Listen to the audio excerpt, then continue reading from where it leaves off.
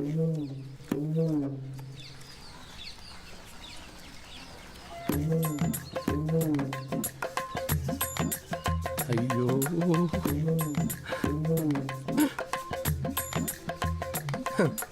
பெத்த அப்பனை கொண்டு வந்து உரிச்சு உட்கார வச்சிருக்காங்க. பையன் பிள்ளைங்க கிண்டல் சாக்லேட் சாப்பிடுதுங்க.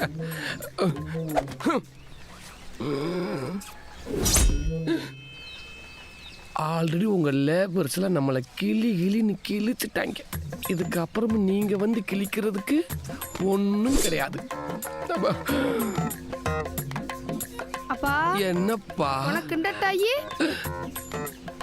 கொஞ்ச நேரம் வெயிட் பண்ணுப்பா, கேக்கே வெட்டுவாங்க. சூப்பர்ப்பா அங்கிள். Thanks uncle.